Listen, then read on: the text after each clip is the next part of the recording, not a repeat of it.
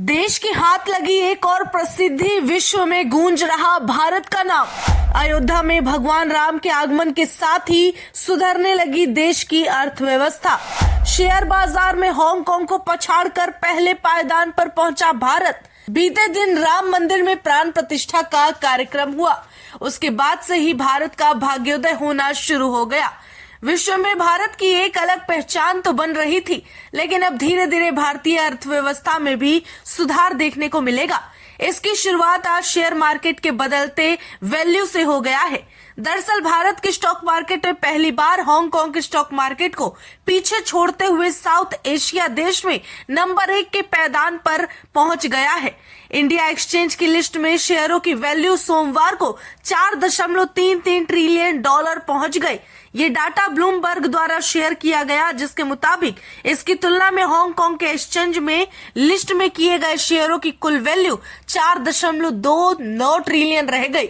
अब share market के इस रेस में भारत हांगकांग से आगे है। इतना ही नहीं, भारत दुनिया का चौथा सबसे बड़ा इक्विटी मार्केट बन चुका है। 5 दिसंबर को भारतीय स्टॉक मार्केट की कैपिटलाइजेशन $4 ट्रिलियन पहुंची थी। वहीं भारत में इक्विटी में तेजी से इजाफा देखने को मिल रहा है। इसके लिए सारा श्रेय जाता है तेजी से बढ़ते रिटेल इन्वेस्टर्स और मजबूत कॉर्पोरेट अर्निंग्स को। ग्लोबल इन्वेस्टर्स और कंपनियों से लगातार भारत को कैपिटल मिल रहा है, जिसकी वजह से ये शानदार इकोनॉमी और स्टेबल पॉलिटिक्स दिखा है।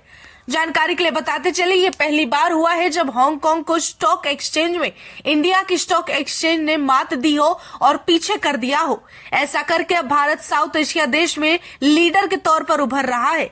इस लिस्ट में पहले नंबर पे अमेरिका है, जिसका मार्केट कैप 50.86 ट्रिलियन है। दूसरे नंबर पर चीन है, जिसका मार्केट कैप 8.44 ट्रिलियन है। जापान 6.36 ट्रिलियन और भारत 4.33 ट्रिलियन पहुंच गया है।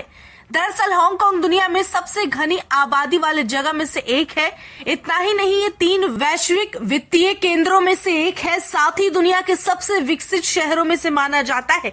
हांगकांग के शेयर मार्केट की गिरावट को एक इतिहास में हो चुके नुकसान से तुलना की जा रही है। हांगकांग 1104 वर्ग किलोमीटर में फैला हुआ एक क्षेत्र है और इस क्षेत्र में विभिन्न राष्ट्रीयताओं के साथ 7.5 मिलियन की आबादी रहती है।